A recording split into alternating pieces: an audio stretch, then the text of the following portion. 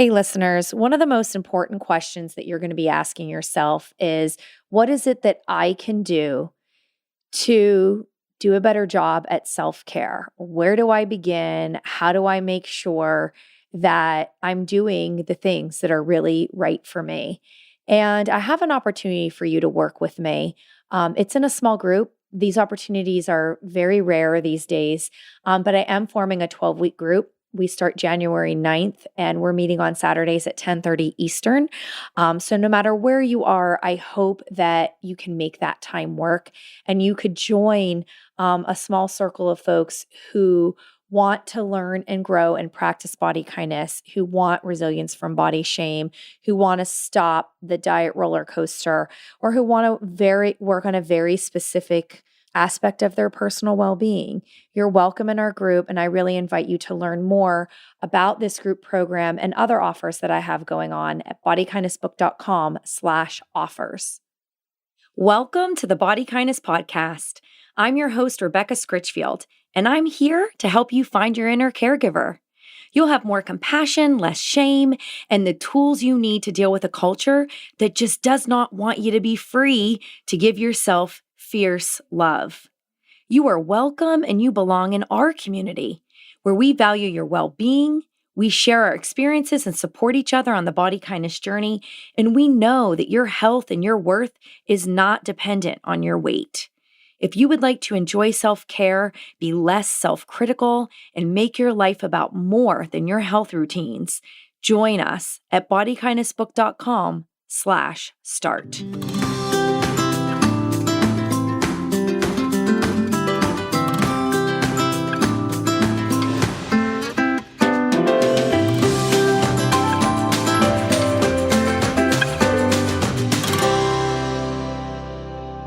If your power has to come from your beauty and how you believe you are being perceived by others, that's fleeting. That can be taken away as easily as it is given. We want people to find their power, not just through their purpose, not just through their bodies as an instrument rather than an ornament, but also we want people to find their power through their pain of living in an objectifying world. That was twin sisters, Dr. Lexie Kite and Dr. Lindsay Kite. They got their PhDs from the University of Utah. You may know them as the co-founders of the nonprofit Beauty Redefined. Their latest book is called More Than a Body. Your body is an instrument, not an ornament. It is a major topic of this podcast interview. I love the book, the prompts, the conversation.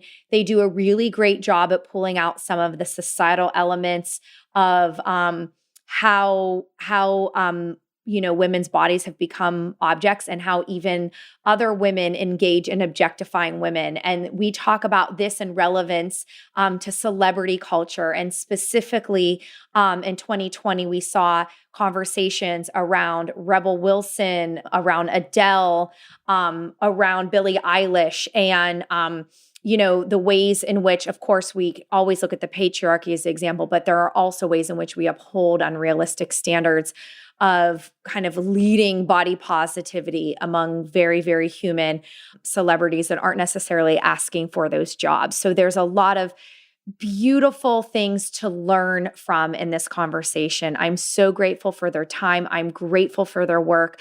Make sure you check out the links in the show notes to find and follow all their wonderful stuff. And I wish you well in working on your body kindness journey. I am running a live group in January, and I would love to see you there. You can learn all about ways you can work with me at bodykindnessbook.com/offers.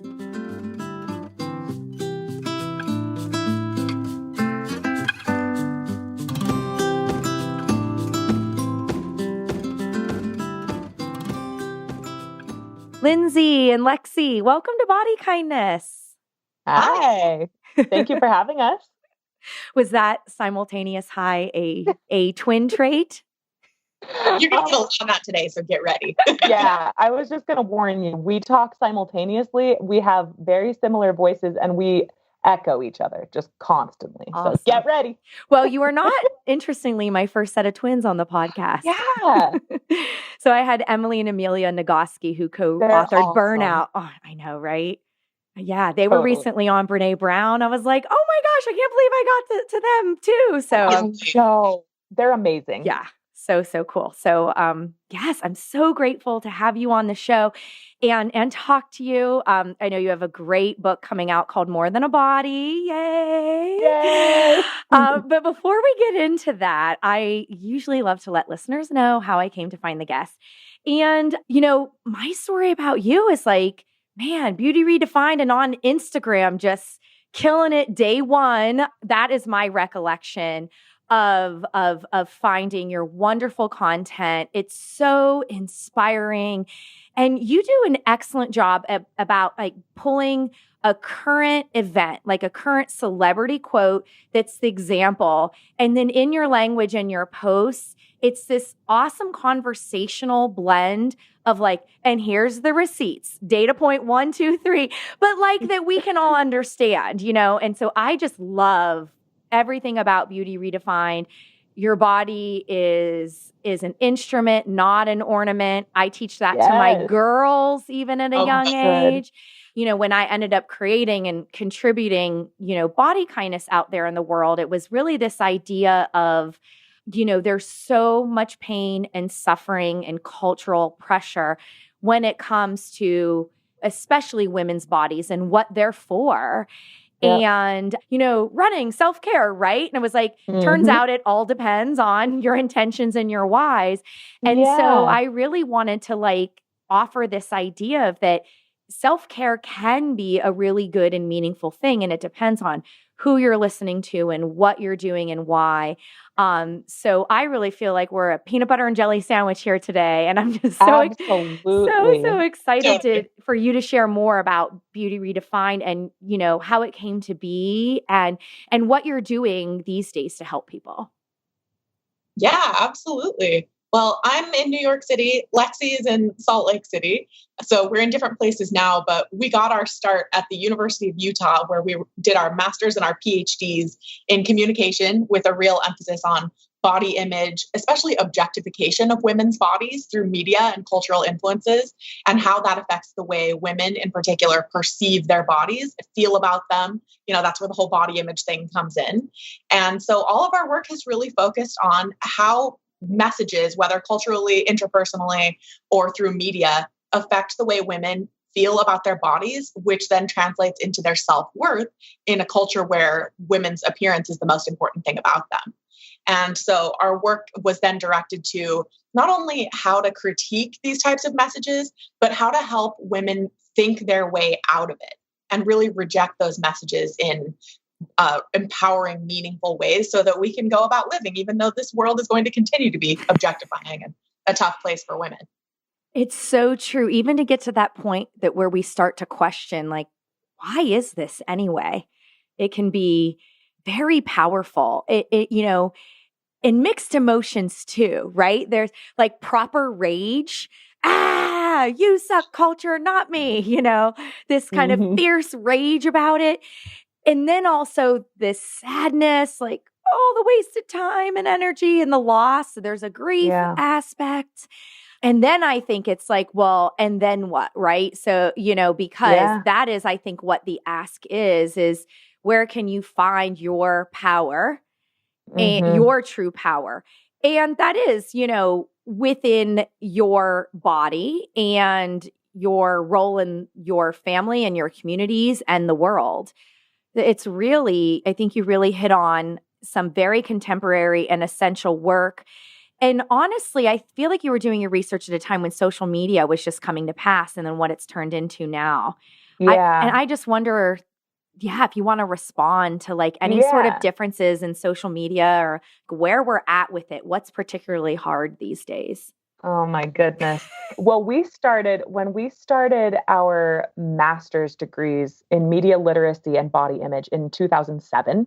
I mean, social media was so different than it is now. We had Facebook and it was for socializing, and posting pics. And when Instagram hit the scene, I mean, we were on Facebook early on. So when we started our PhD program in 2009, we decided to put our work online.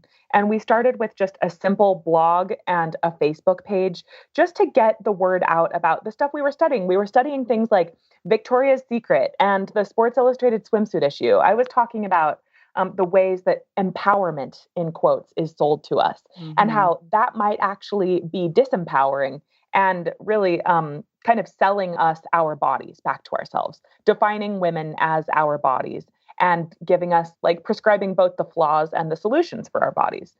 We were talking about that kind of stuff, and we posted it all online as just kind of a side gig for what we were doing. And a lot has changed in that time. When we started, people were not talking about body image. That wasn't a thing. Like, very few people were. And now it's become such a buzzword, body image, body positivity. Celebrities speak out about it to be real, to be more vulnerable, to be more likable, human.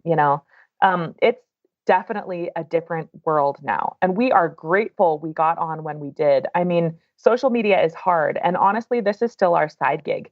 Our nonprofit, Beauty Redefined, is a nonprofit that we began many years ago. And we've both worked full time outside of that nonprofit. But social media has been the way that we've gotten our message out to the world, and hopefully have made a bit of a difference in how people feel about their bodies, to feel less defined by their bodies. Our mantra is, you are more than a body. And that's the basis of all of our work. And that does diverge from the work that other people are doing in the body image space and in the body positivity space.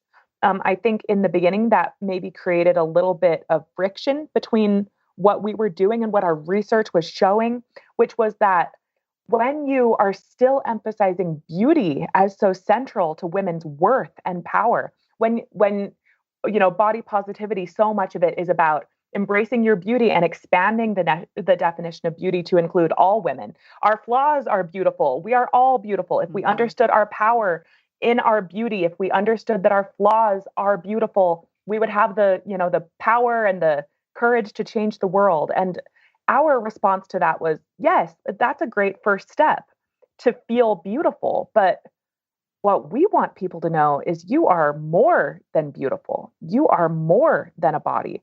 If your power has to come from your beauty and how you believe you are being perceived by others, that's fleeting.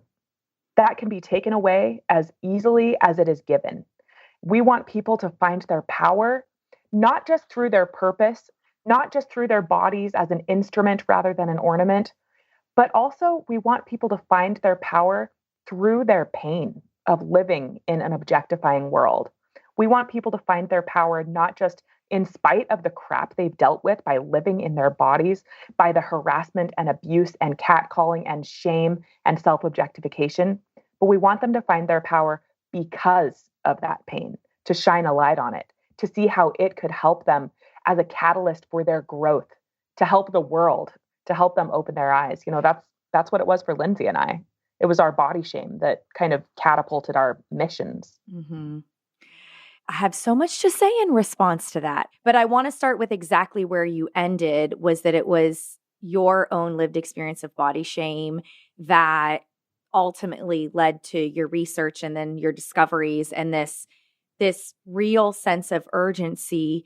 And I love, just as a side note, I love the yes and approach, because people do need to start where they are, right? So if you have that moment of, sending your belly some loving kindness because you've never done that before, and that feels so empowering, right? Yeah, do it and do it again and again and again. Notice how you feel. Does that create this caregiving, this compassionate, this gentle self-wisdom? And then it's build from there, and I think that that's the flaw, right? When we only focus on individual, my experiences and what I can do, right? We're likely to keep, women oppressing as objects, right? The ornaments, right? And also likely to exclude people who don't carry as much body privilege as we have, even though our individual pain is valid and real, and we've got to work through that.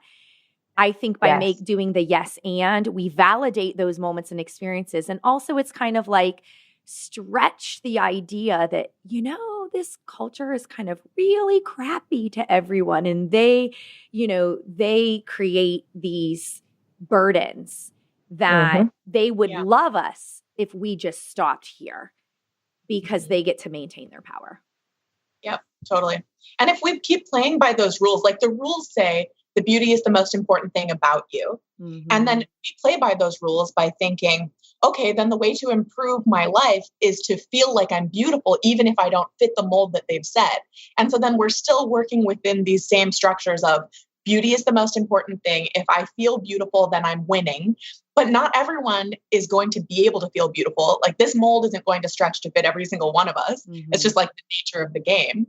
And also that feeling of being beautiful or being acceptable and all of that, it goes away really fast because of the nature of the world we live in, where there are constant messages defining us by our beauty, our thinness, our, skin tone, our hair texture, all that kind of stuff.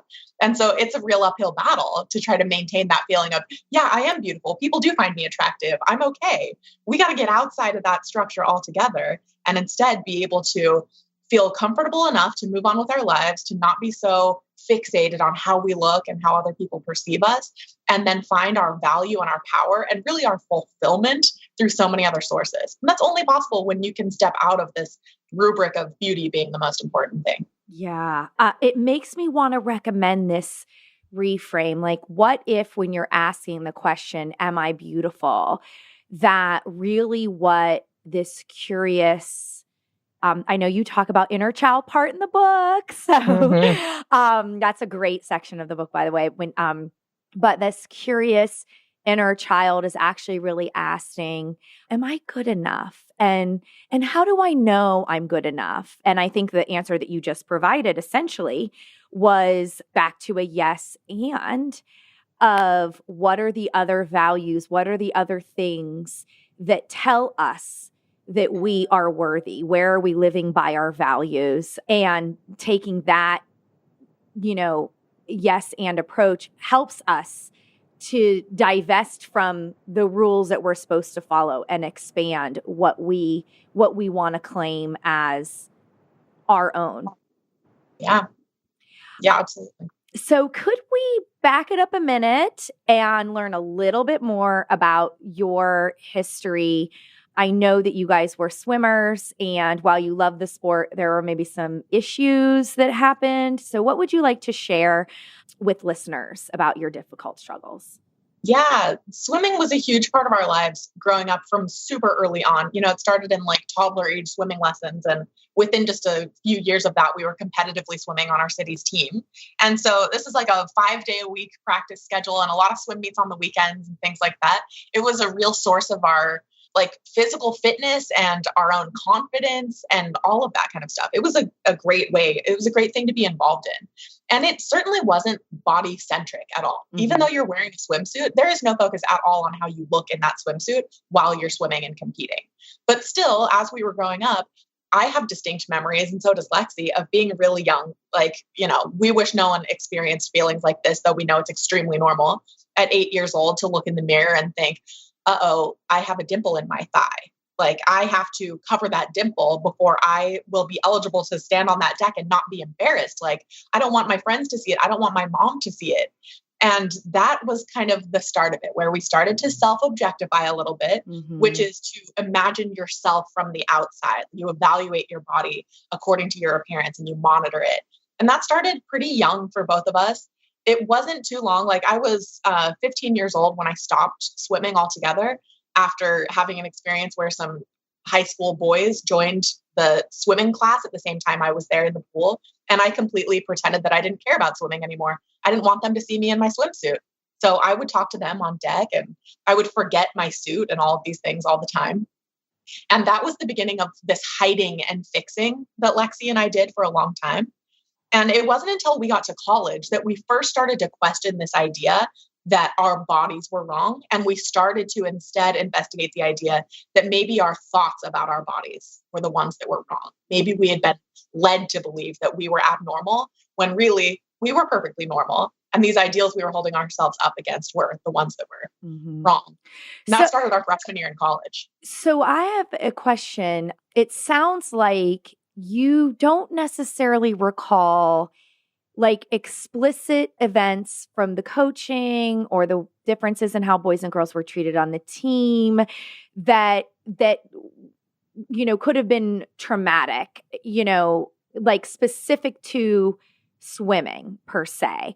But that is it that maybe, obviously, because you're a person just growing up in our world, and I did my first diet at 9. So yeah, at 8, I was definitely looking at dimples and stuff. It's sad, right? I have an 8-year-old, so that I can't even, I'm just going to block that out of my mind. So that, because could it be that you cared so much about swimming and doing well at swimming, and that because cultural messages are seeping in, and that it wasn't necessarily a connection of coming out from swimming to you, but more of just being a person in the world, and here you're doing something that you care about. And it's the anxiety of being in the world and the anxiety of being in swimming is leading to like making this connection. I'm not sure. I'm just really curious, because sometimes we like beat ourselves up, not related to the thing that we're doing. Yeah, totally. Swimming was actually a super healthy environment for us. We had this really progressive lesbian swim team coach for so many years. Mm-hmm. Like, she didn't shave her leg or armpits. We didn't even know it was weird for women to have leg hair or armpit hair until we were like teenagers, honestly. That's awesome. And, yeah, it's great. And there was, I don't recall any body shaming at all. Like, there was a huge variety of body types on the swim team. And so we didn't stand out as being abnormal or anything. It was really more like messages we were receiving at home and from our the culture that we were involved in, and other people from school, and media messages in particular, where we started to get the idea that thinness was important, and we weren't necessarily thin. It's because we grew up in a media environment where Lindsay and I have always been interested in we didn't ever like baby things. We didn't like dolls and dress up. We loved like Saved by the Bell was our favorite show. And we would watch it coming home from school, for an hour a day after school. And we had a family and a community where thinness was clearly valued. Everybody was dieting at a young age. We had a community where our best friend it was like 5th grade and we wrote about this in the book, was posting Victoria's Secret models on the back of her door as inspiration to not eat. We had all of our friends. It was just, we were in a very white town in Idaho, but all of our friends knew their weights. We have a friend who knew her weight from any given day that a photo was taken of her. She could tell you how much she weighed. And Lindsay and I were reading teen magazines and grew up in a very wholesome, conservative environment, but we were just desperate for outside information to help us know how we could be valued. And I knew very early on that thinness was how I was going to be loved, how boys were going to like me, how friends were going to like me, how I was going to be more popular and more valued. It didn't come from swimming. Swimming was like the antithesis of that. Swimming was where we knew our bodies were instruments, not ornaments. But it was every other message that was so normal. That is still so normal. That is how kids are growing up these days. Yeah, I was just going to say, if it's changed, it's only gotten worse. And we could talk more about that and some social media tips later. But just, I do individual counseling in the DC area. And there was a specific time a couple weeks ago, and I know it was related to kind of COVID in the spring, and they could get through the end of that year. And then this summer of nothing fun, no friends, no camps, no trips, nothing. And it was several weeks ago, and it was just boom, just a group of people. Several were athletes. And I definitely counsel clients with eating disorders, but my gut tells me that there was a relationship in the timing of the trigger between that downward spiral of timing in isolation and pandemic and the intention, get better at soccer while we're not practicing soccer. So I'll add running, and I'm getting faster. So I'll get better with my food, which is code for eating less. And, and performance is suffering. I'm thinking of clients who, the teenager clients, they're staying connected to their friends by texting food pics and getting really competitive around it. So yeah, it is Like I said, if it's changing at all, it's getting worse. But we will talk about that in the context of talking about your book because I am so excited about it. So it's called More Than a Body. Your body is an instrument, not an ornament. And it's available everywhere books are sold.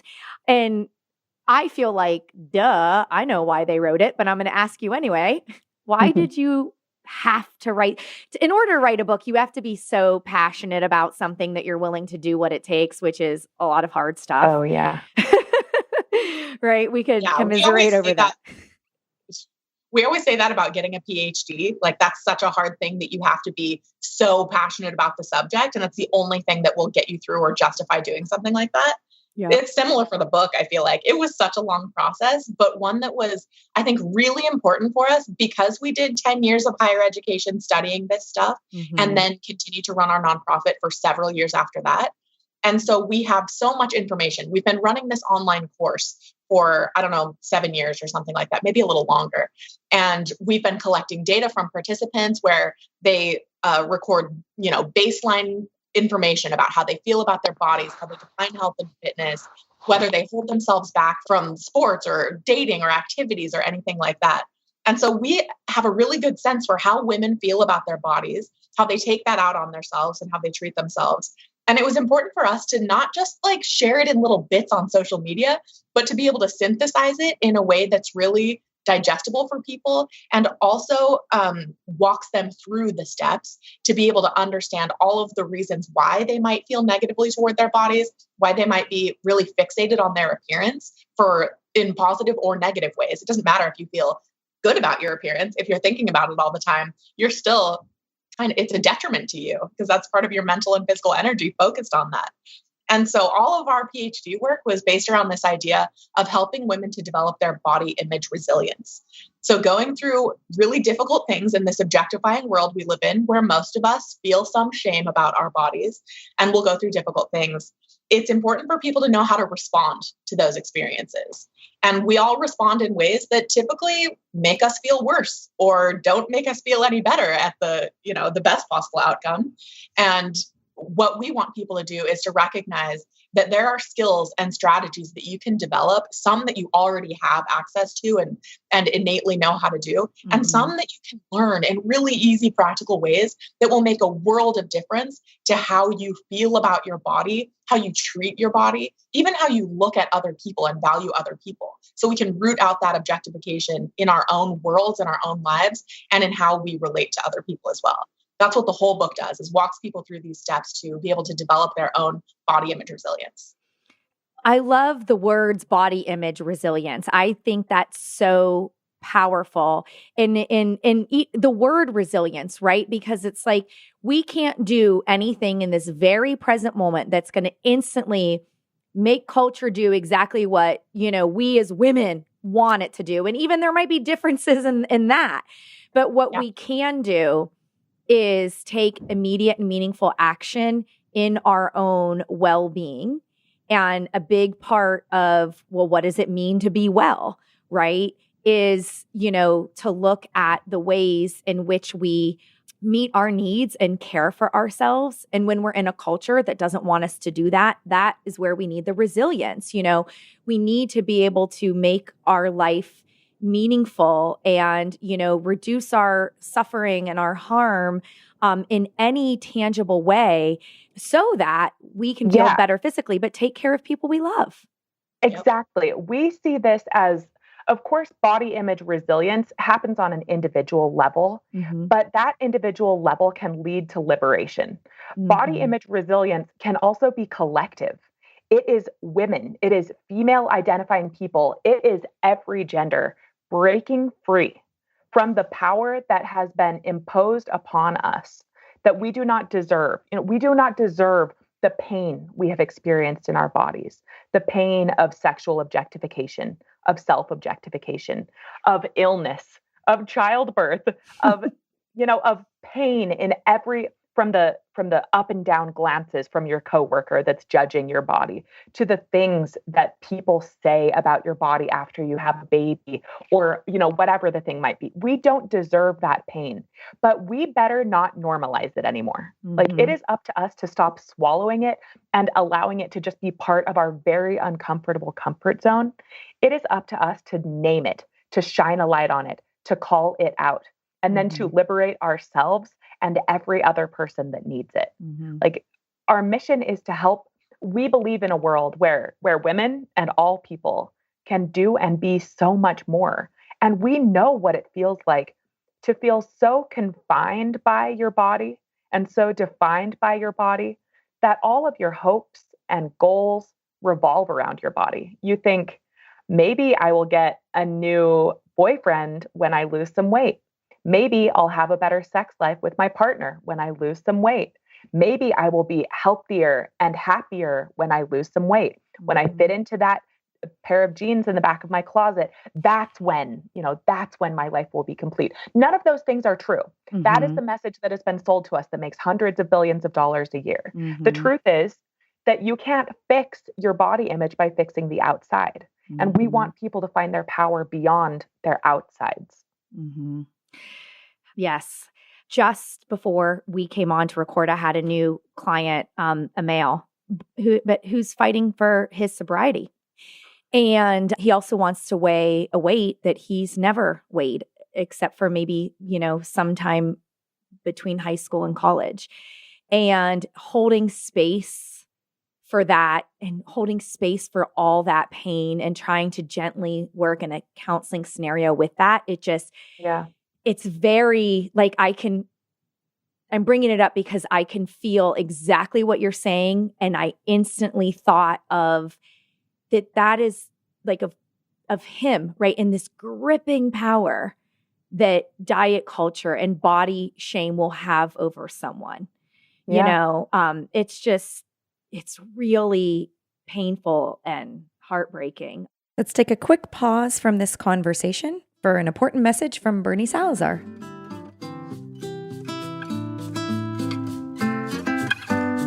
Hey listeners, Bernie Salazar here, asking you to support our show.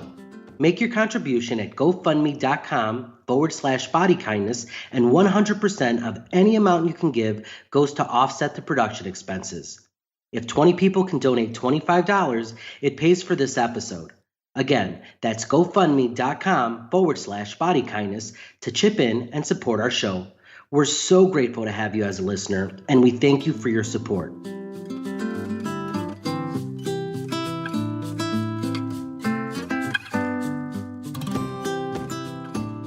I wanted to pivot on just because I had written it down in my marker that's about to die out, but I just keep highlighting it several times.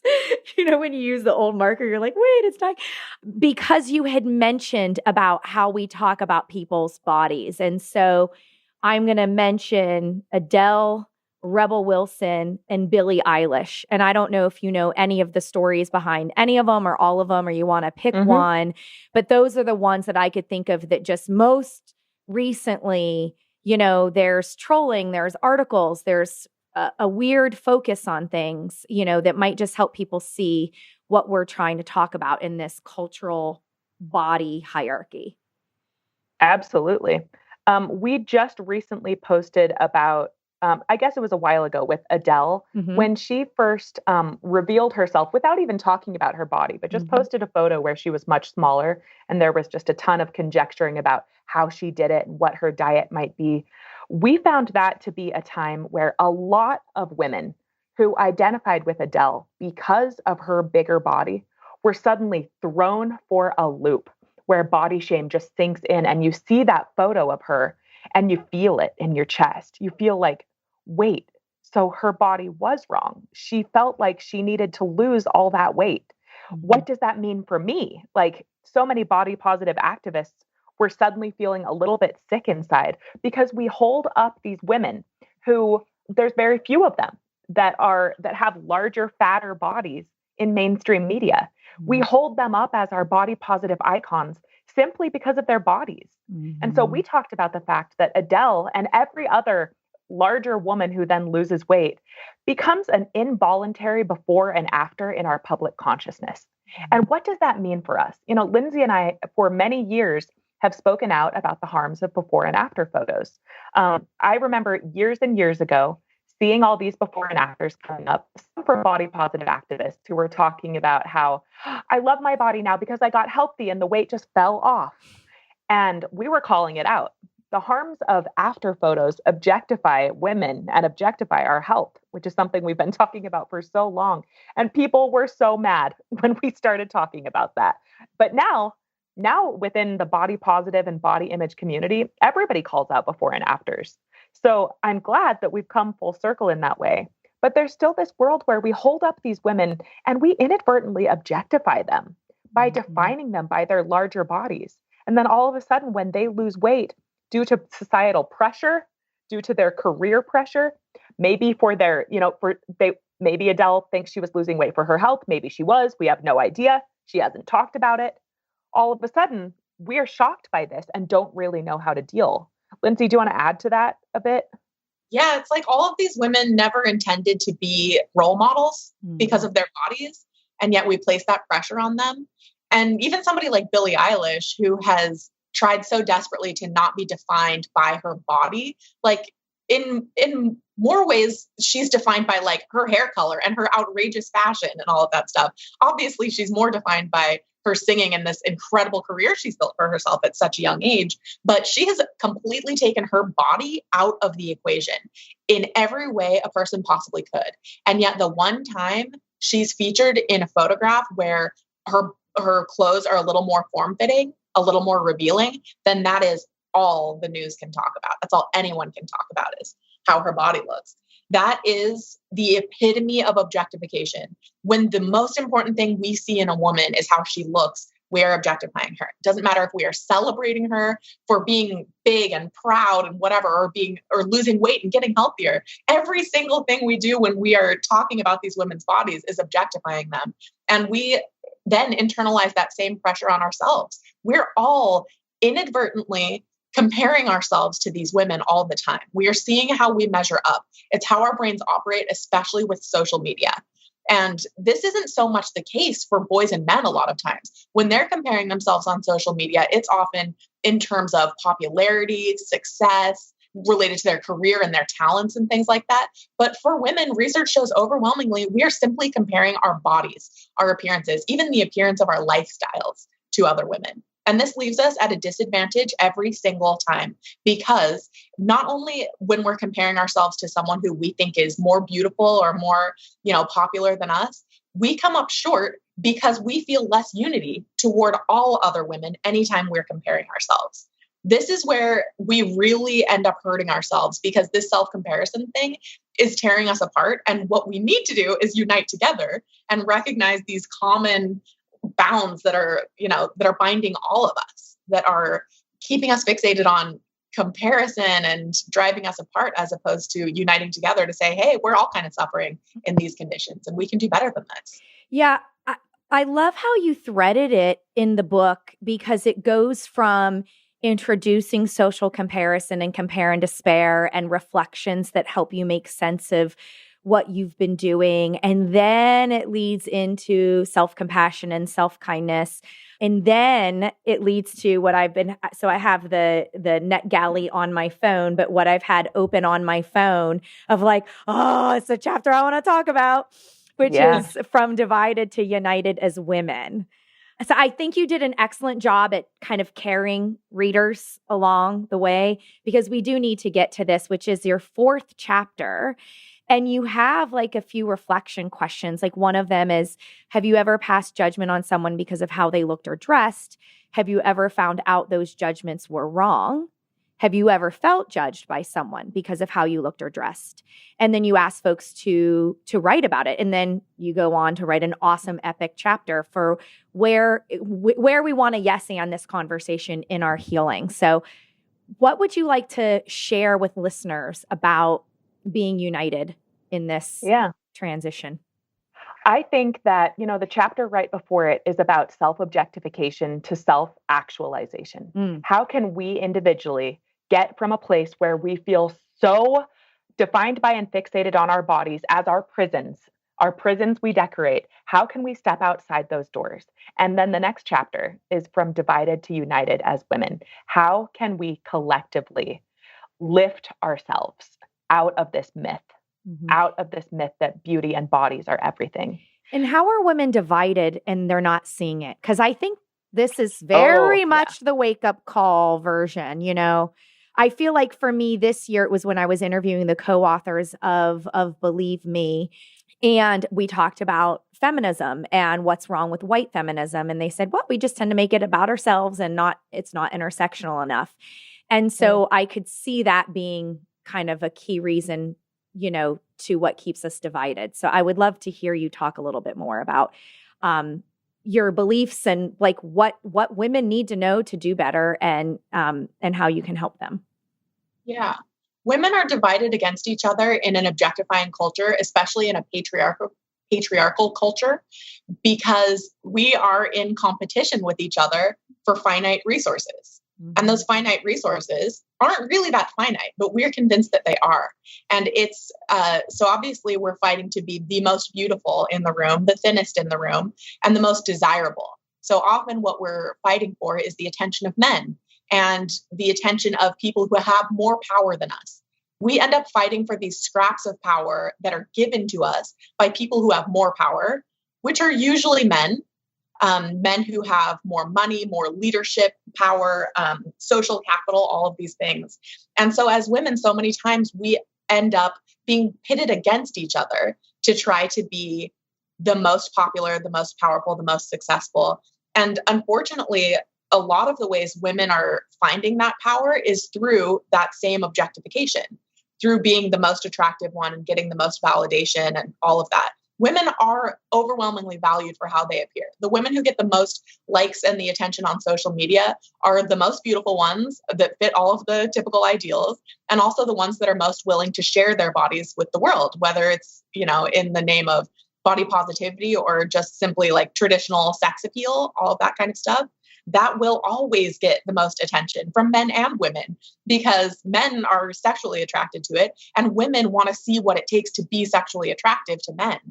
And of course, this is a very simplified way of putting it, but at the core of it, so much of it is the root of it is sexual objectification, where women are valued in such limited ways, whereas men can be valued in so many more ways. Yes, sexual appeal, physical attractiveness is one of the ways that men are valued, but also it's their talents, their success, their wealth, their intelligence, their sense of humor, all of these things. And if they don't have the perfect physical body to go along with it, it's not a deal breaker. You know, they can still have everything that they want in this life.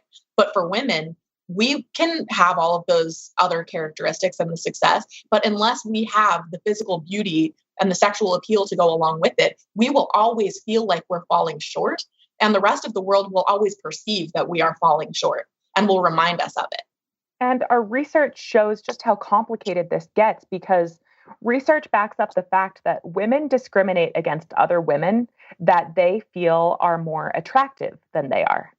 So we believe that we're operating with these limited resources like beauty, like desirability.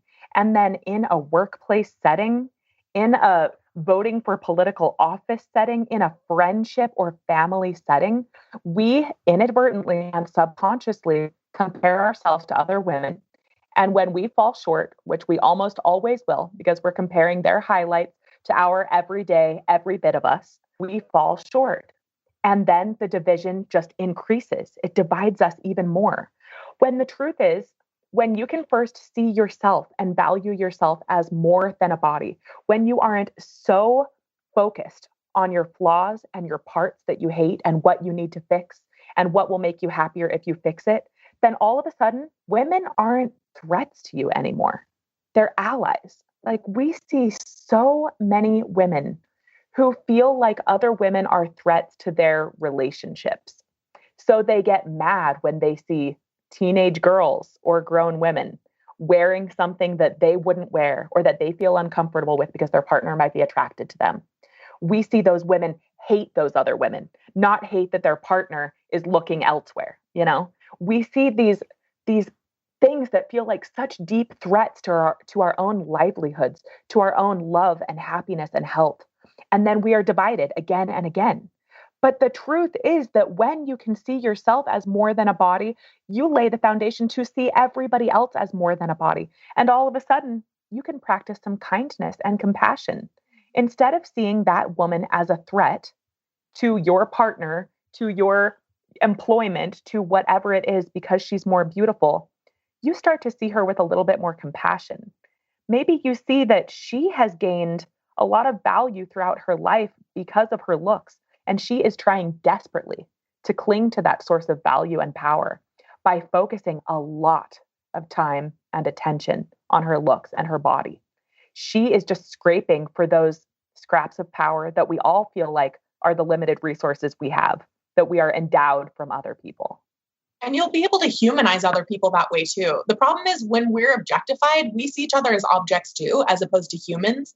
And we can fight all we want to have ourselves be seen as fully human and not just defined by, in these limited ways. But in process, we learn to see other people as humans too, fully fleshed out individuals who are seeking love and attention and power and success and help in all the same ways we are, because they are surrounded by all the same objectifying messages we are. We have to hold that common humanity and that compassion for other people in order to be able to move forward and fight all of this stuff collectively. It's going to be impossible individually. I might be able to feel okay about myself, but we're not really winning if every other woman on my block or in my office is fixated on her appearance and feeling negatively. We're held back culturally, societally, when women, even part of their mental energy is dedicated to how they look and trying to upkeep appearances in ways that men aren't asked to do. We have to fight that. Yeah, it's so essential. Desmond Tutu, my favorite quote. I love quotes. I'm a quote girl. But I love my humanity is bound up in yours, for we can only be human together.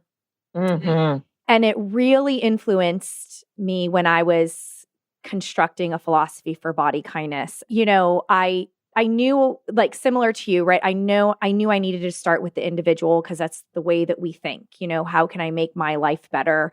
What do I do if I care about my health and I don't ever want to diet again? Which, just a quick side note, I love your chapter on health and wellness, and I love it's very, very good. And I love how you talk about being more than an after, just disassociating, because people can get really hung up on that.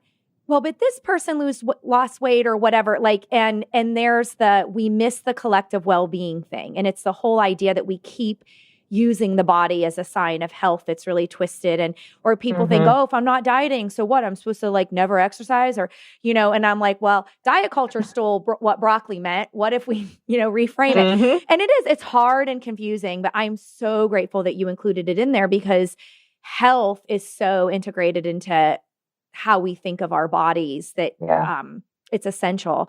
Anyway, back to Desmond Tutu and collective well-being. He was really influential in that quote and me thinking about, okay, you could start with the individual, but when you're helping to free up space, what do people not know yet or don't hold true to their values yet? But if they did, life would be so much better. And so it was in the connect pillar where I talked about, besides connecting to your body, the value of connecting to others and really conceptualizing what would it feel like to enjoy a walk and talk in nature with a friend and the connection that happens there. And if a part of you doesn't code that as, good enough exercise, that then is where the work is. Yeah. And then care, this idea that you'll fully commit to your well-being no matter what. And, which again, you wrote about, citing Kristen Neff's work in the book, and you have great reflections for that. And then, back to the Desmond Tutu quote there is that this idea that caring is about caring for others. So we can all love a good bubble bath and also understand the reason why we are relegated to taking all these bubble baths is because there's lots of cultural problems. And that we do need to expand definitions for care, to care for others, and to make this about more and our collective well-being.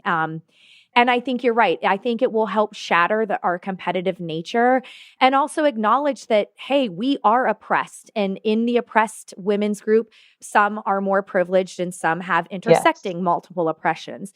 The ones of us who have the most privilege in the oppressed group, we have got to be doing some listening and collaborating and expanding because of the power that we hold.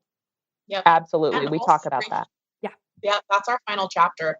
In addition to being able to listen and understand all of the ways that we hold privilege, especially as people who are white and straight and middle class or upper class and have all of, beauty privilege in whatever ways, we need to recognize that we have a responsibility to break some of those rules when it comes to objectification and beauty ideals, because not everyone has the ability to break those rules in the same ways we do. Other people might face more repercussions for doing so. If we can push back on some of the beauty expectations and the beauty work that requires that our beauty ideals are increasing every single day, the expectations of what we have to do to our hair, our faces, our bodies constantly just to keep up with today's current beauty standard is getting more and more outrageous. And unless those of us who have enough privilege to push back on it and still have a good life and still have employment and still have people who care about us and a place to live, unless we push back on those things and say, you know what, I don't actually need Botox to be okay in my life. I don't actually need to chemically straighten or color my hair in order to just survive and actually maybe even thrive in my own life. I don't have to lose weight in order to be okay. I show people that those things are not required. I push back on those rules so that employers who are discriminating against other people will not have that as an excuse anymore. We'll be able to see that someone who maybe doesn't fit all of the ideals is just as good of a worker and just as valuable or whatever, can bring so much to the table without looking like a perfect 10 every time they walk into the boardroom. Like, there are individual ways that we can all push back on these lies that tell us we won't be happy, we won't be successful, we won't be loved or healthy unless we look a certain way and fight aging for the rest of our lives and try to maintain thin ideals for our entire lives, restrict forever. Like, we're all in a prison individually if we're doing that. Those of us who are able to push back have to be able to do it. And it's hard and it takes courage and will be uncomfortable, but it's important that we try, or else people who have less privilege and the younger people who are growing up and watching us take all of these measures in order to improve or upkeep our appearances, they'll never be able to break those rules either. Because mom had to do it, so why shouldn't I? My older sister had to do it, my teachers. Yeah, it's important that we break the rules.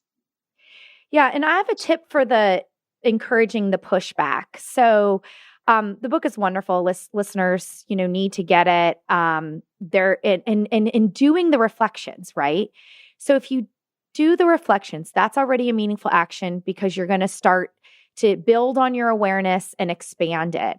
And then another pushback is sharing what you're reading with a friend or book clubbing it with a friend and having conversations in a trusted group of people or a trusted other, because those conversations, I mean, I would think that they would help you learn and grow and feel better in the immediate moment, but we also don't have to know the impact of that, of reading that passage, doing that reflection and having the conversation.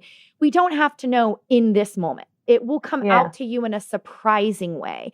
And the pushback can look like a lot of things. It is at any size refusing a wait at the doctor unless medically necessary. And then it's being a decision maker structurally that says, hey, we want to acknowledge that weight stigma and racism is real in the medical field and it's killing people. So it's kind of like all sides and all elements. But I really find that people discredit the impact that they can make by reading a book and reflecting themselves. But it's literally, you're teaching yourself the resilience. Yeah, totally. And you're opening up that conversation to other people. Because part of this whole unity thing and the competition problem is that we all feel like we have our own individual problems. Like, we're all suffering in silence. We all think we're alone, that we are the only ones who are so embarrassed and ashamed and fixated on food and exercise and all of these things, when really it's almost all of us in some way and at some point in our lives. It's so important that we break that silence around it, talk to each other. And this book would be a really great way to do that, I think, because it does walk people through those steps of having a really holistic understanding of body image and how to improve it. Yeah, I think it's really amazing. And once again, the book is called More Than a Body. Your Body is an Instrument, Not an Ornament. And it's available everywhere books are sold. Lindsay and Lexi, congratulations. I love your book. I love your work. I can't wait to keep learning from you. Oh, you're the best. Thank you. Where else can folks find and follow you? You can find us on our website, morethanabody.org. We're on Beauty Redefined at on Instagram at beauty_redefined. We're on Facebook at Beauty Redefined, on Twitter at Take Back Beauty, but you can go to our website for all of this. Yep. And I will share the link to your website, obviously the book, and also some of my favorite posts, including the Adele post that you mentioned, so that folks can find that. That will all be in the show notes. Thank you once again for coming on Body Kindness. Thank you.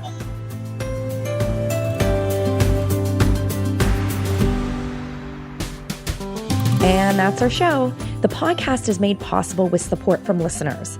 Please donate to help offset production costs at gofundme.com/bodykindness. And please rate and review the show when you have a moment. It really matters.